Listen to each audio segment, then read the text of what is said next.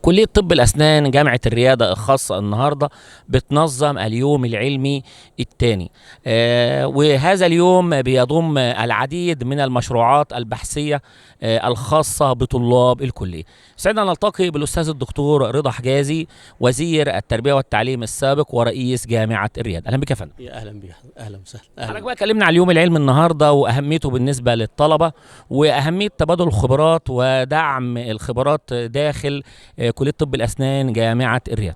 الحقيقه واحد من الحاجات المهمه اللي عايز اكد عليها، الانشطه في الجامعه مهمه جدا، وهي زي ما انتم شفتوه اللي بيقول بهجه النشاط عشان تحصل او يحدث متعه التعلم. والنظريه الانسانيه اللي انا ختمت بها حديثي داخل القاعه، بقدر ابتهاج الفرد بقدر انتعاش المخ، وان التميز حصيله التذوق بين العقل والوجدان. فالحقيقه ده اللي بيحدث، وده حريصين عليه في خطتنا الاستراتيجيه في كل الكليات، وان شاء الله عندنا باقي الكليات هتعمل نفس المؤتمرات. زي ما انتم شفتوا الطلبه اللي عملوا بوستر واللي عرض واللي تنافس في مسابقه. فده الحقيقه واحد من المناخ المهم جدا، الدعم للعمليه التعليميه والمكمل ايضا للعمليه التعليميه.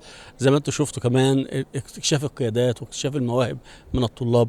مثل هذه الانشطه فرصه ذهبيه لاكتشاف هؤلاء الطلاب، واحنا كجامعه في رسالتنا وفي رؤيتنا وفي اهدافنا التركيز على هذه الانشطه، على زي ما انت شفت الولاد سعداء قد ايه ومبتهجين قد ايه. فده الحقيقه واحد من شغلنا، وحتى كمان مع الاطار الاسترشادي المرجعي لوزاره التعليم العالي، هو ان يبقى في حاجات مؤهله ومكمله للعمليه التعليميه. كلمة بقى حضرتك بتحب توجهها لأبنائك الطلبة اللي شاركوا النهاردة في اليوم العلمي الثاني لكلية طب الأسنان جامعة الرياضة الخاصة بمدينة السادات؟ هذا اليوم يعني هيظل في ذاكرتهم حتى بعد ما يتخرجوا، وهيتذكروه وهيعرفوا ان كان ده مهم او ان هم يشتركوا في هذا الموضوع. ومن داخل كلية طب الأسنان جامعة الريادة الخاصة بمدينة السادات واليوم العلمي اللي تم تنظيمه النهاردة وتكريم المتميزين، سعدنا نلتقي بالأستاذ الدكتور إيهاب سعيد، عميد كلية طب الأسنان جامعة الريادة الخاصة بمدينة السادات ونائب رئيس الجامعة للدراسات العليا والبحوث والعلاقات الدولية. أهلا بك يا فندم.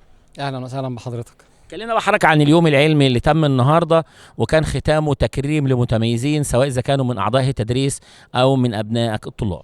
هو الحقيقه دي سنه احنا يعني بدأناها مع بدايه الكليه السنه اللي فاتت. دايما بيبقى في مهرجان في نهايه العام الدراسي بنعرض فيه كل الانشطه اللي حصلت على مستوى الكليه، بدايه من الطلبه مرورا باعضاء هيئه التدريس وحتى الاداريين او الفنيين.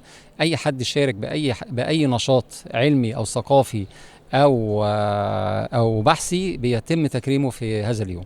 فاحنا النهارده في مجموعه من المسابقات اتحاد طلبه الكليه هو اللي نظمها، متمثله في المسابقه العلميه ومسابقه البوستر كومبيتيشن او تقديم البوسترات، وكلها عباره عن افكار الطلبه هم اللي مفكرين فيها تحت رعايه اعضاء هيئه التدريس بالكليه.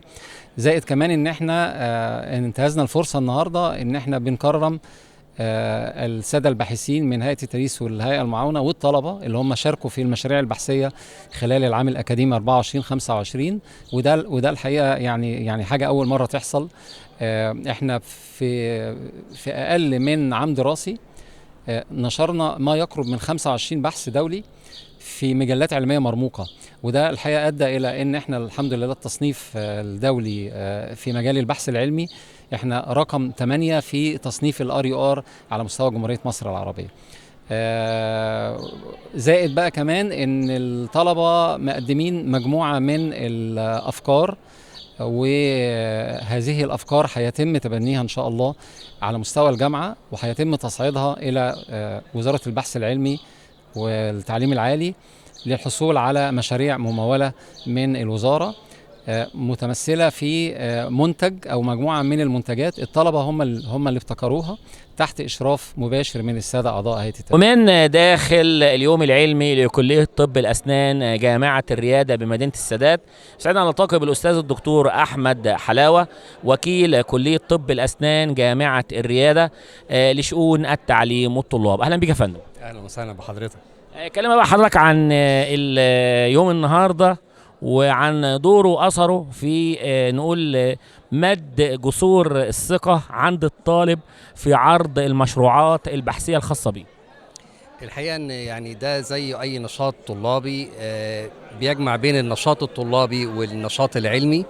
الطالب بيبتدي يتعرف ازاي انه يتحط على الطريق، انه يبتدي يعمل نوع من البحث العلمي، نوع من الاجتهاد، نوع من تجميع المعلومات، يصيغها في شكل بوستر، يصيغها في المسابقات اللي اتعملت النهارده، المسابقات التعليميه، المسابقات العلميه والثقافيه، والبوسترات.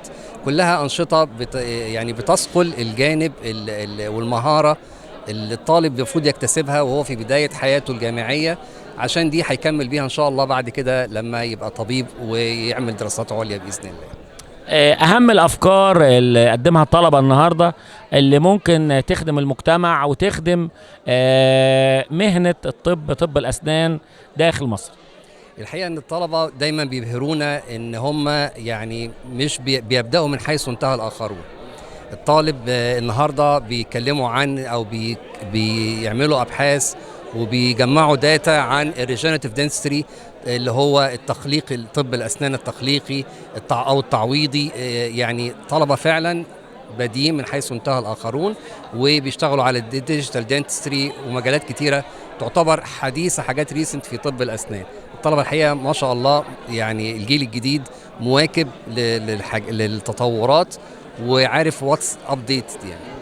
ومن داخل اليوم العلمي بكلية طب الأسنان جامعة الريادة الخاصة بمدينة السادات، يسعدنا نلتقي بالدكتورة سارة إبراهيم، منسق اليوم العلمي والمؤتمر الطلابي الثاني اللي تم تنظيمه بكلية طب الأسنان جامعة الريادة. أهلا بك يا فندم. اهلا بحضرتك، شرفتوا مدينه السادات، شرفتوا الجامعه وشرفتونا.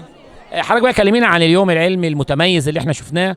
احنا شفنا يعني بعض نقول المشروعات البحثيه الخاصه بالطلبه اللي كان لها دور واثر كبير، اللي ممكن ترتقي ان هي يتم تطبيقها في المجتمع والواقع العملي.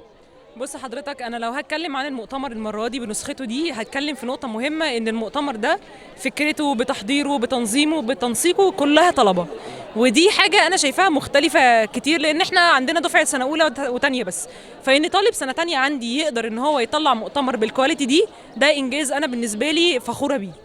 الطلبه هم اللي بداوا يفكروا فكره المسابقات في المؤتمر. هو مؤتمر علمي فيه مجموعه من المحاضرات العلميه اللي بتفيد الطلبه بتوعنا في تخرجهم او في سوق العمل او بيقربهم اكتر لسوق العمل، لكن هم اقترحوا فكره مسابقات علميه بينهم وبين بعض، مسابقه بوسترز زي ما حضرتك شفتهم، مشاريع علميه مصغره هم عملوها، ومسابقات علميه سواء في منهجهم او سواء في علم الكارفنج عندهم، فده بيعلي روح التنافس جدا عند الطلبه، ودي حاجه انا ببقى حباها وببقى عايزاها كستاف جامعه. الحاجه الثانيه ان الطلبه دي هم بنفسهم اللي فكروا ويحفزوا بعضهم ان هم يعملوا المشاريع، وان يبقى في 3 مراكز، وان هم يعملوا الافكار الجديده اللي حضرتك شفتها معانا دي في حد ذاتها يعني انجاز انا شايفاه كبير جدا جدا جدا. طب لو حبينا بقى نوجه رساله للطلبه النهارده اللي شاركوا وابدعوا داخل المؤتمر او داخل ورشه العمل الكبيره مش صغيره اللي تم تنظيمها النهارده. حقيقي هم شرفونا، ابهرونا كمان. اتمنى ان حضرتك كنت شفت كل المشروعات العلميه اللي هم قدموها، يعني في منهم بالفعل قدر يعمل معجون اسنان براند خاص بيهم، وان شاء الله احنا هنفضل وراهم لحد ما البراند ده ينزل السوق المصري ويبدا ان هو يبقى بديل للمنتجات اللي احنا بنجيبها بالدولار وبندفع عليها فلوس كتير. يسعدنا نلتقي بالدكتور عبد الله يوسف، احد المشاركين في تنظيم اليوم العلمي بكليه طب الاسنان جامعه الرياده الخاصه بمدينه السادات. اهلا بك يا دكتور. اهلا بحضرتك. سيد حضرتك يا فندم. كلمنا بقى عن اليوم العلمي وعن مشاركه حضرتك خلال هذا اليوم الناجح المتميز.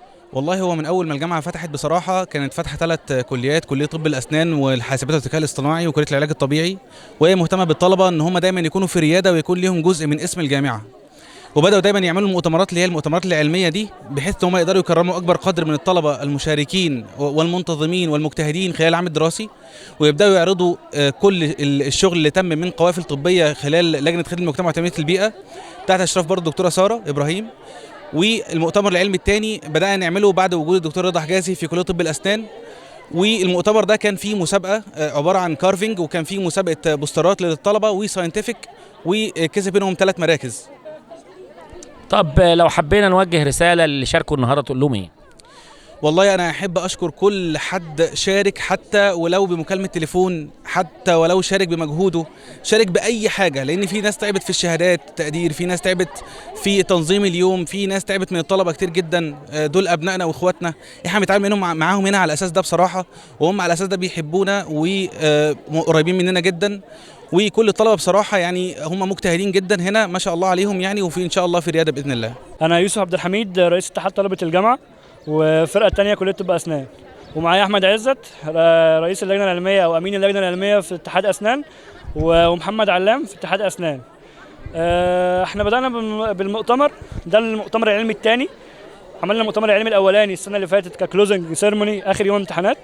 السنه دي حبينا نعمله بدري شويه، ونبدا نضيف محاضرين من بره الجامعه او من جواها، ونبدا نفيد الطلبه اللي عندنا بمعلومات جديده شبه الدنتال فوتوغرافي مثلا، شبه حاجات ما بياخدوهاش في العادي.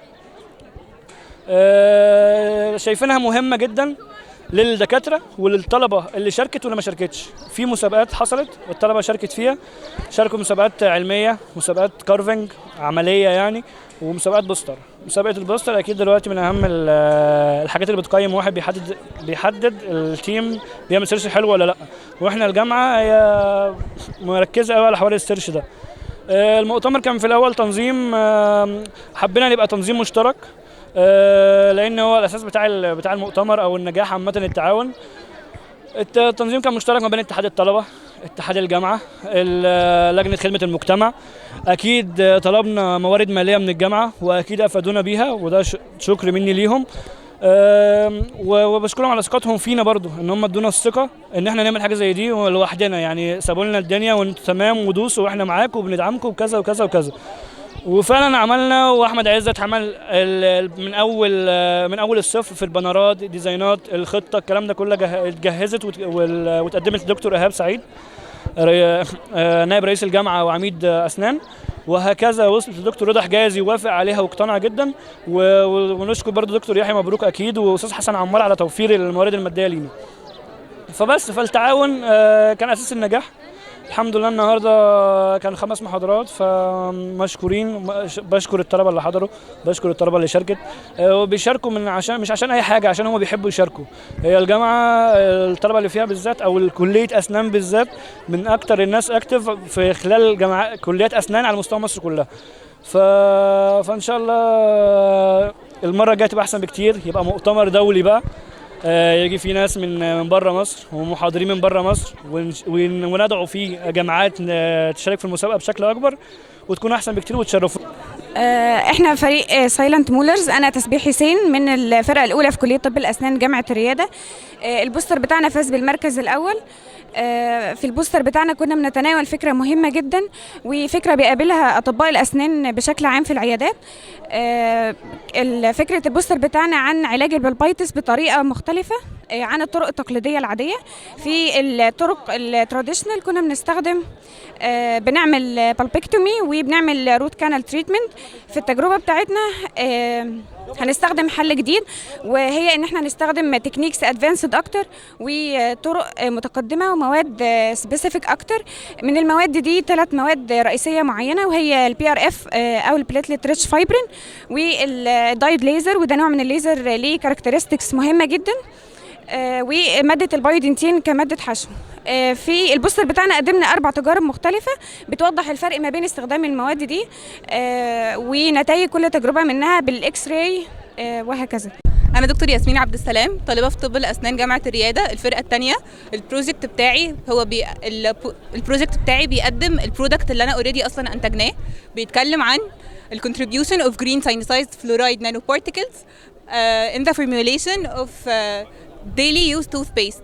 طيب زي ما هو باين احنا دخلنا 2 تكنولوجيز ما كانتش موجوده في اللوكال ماركت. اول حاجه النانو تكنولوجي، خدنا الفلورايد من حاجه طبيعيه مش ما فيهاش اي هازارد على البيئه، خد من نبات المسواك وعملنا منه نانو فلورايد بارتيكلز دخلناها في المعجون بتاعنا، ودي حاجه مش موجوده في اللوكال ماركت. تاني حاجه استخدمنا الجرين كيمستري مش التراديشنال ميثودز الموجوده حاليا، وهي اصلا سستينبل وبتشكل لنا مصدر دائم للمنتج بتاعنا. خد يا انا اتفضلي. تاني حاجه احنا ضفنا حاجتين في اي معجون سنان عادي. انا اقدم نفسي الاول، انا عبد الله محمد عامر، طالب بكليه الفرقه الثانيه طب اسنان. تاني حاجه عملناها زي ما دكتور ياسمين قالت، احنا عملنا حاجتين مميزين عن اي معجون عادي. اول حاجه ضفناها عملنا نانو فلورايد، مش اي نانو فلورايد، عملنا جرين نانو فلورايد. تاني حاجه بدلنا الاس ال اس بصوديوم كربونات. طيب ايه الريزلت؟ عشان نخش في الريزلت على طول عشان نوري لحضراتكم. اول حاجه ريزلت هنا احنا جربناها على 3 حاجات. اول حاجه جربناها على اسنان ارنب، جبنا اسنان الارنب وعملناها في شوجر سوليوشن. شوجر سوليوشن اول حاجه استخدمنا اي معجون سنان عادي، تاني حاجه استخدمنا معجون سنان بتاعنا، وثالث حاجه ما استخدمناش اي حاجه. لقينا الايفكت بتاعه او الريزلت بتاعه زي ما موجود هنا، كان انتي كيرز بنسبه اعلى، كان انتي بكتيريال بنسبه اعلى، كان انتي سنسيتيفيتي باعلى. طيب ايه اللي عرفنا اللي هو انتي سنسيتيفيتي؟ اللي احنا بدلنا الاس ال اس بصوديوم كربونات زي ما حضرتك قلنا. وفي الاخر المميزات بتاعت المعجون بتاعنا ان شاء الله اللي هتميز المعجون بتاعنا عن اي معجون سنان موجود في السوق. دكتور ياسمين تشرحها. طيب كوني استخدمت النانو بارتكلز ده بيشكل لي مميزات كتير قوي مش موجوده في باقي الحاجات الموجوده في الماركت. اول حاجه ان انا اخد من المايكرو سكيل للنانو سكيل، فده بيديني جزيئات صغيره قوي بتدخل ما بين البارتكلز بتاعه طبقه الانامل وبتدخل لها بعمق اكبر، وبتشكل لي طبقه من البروتكشن حواليها، وكمان لو في ثقوب فيها فهي بتقفلها. وكمان عندي هي بتزود من السيرفيس اريا، وكمان النانو بارتكلز بتديني بيتر دراج ديليفري. بقدر ابتهاج الفرد وقدر انتعاش المخ، وان التميز حصيله التفاهم بين العقل والوجدان، فاذا كان العقل ينتج الافكار فان الوجدان يمثل الطاقه التي تحرك وتدفع تلك الافكار. شكرا جزيلا.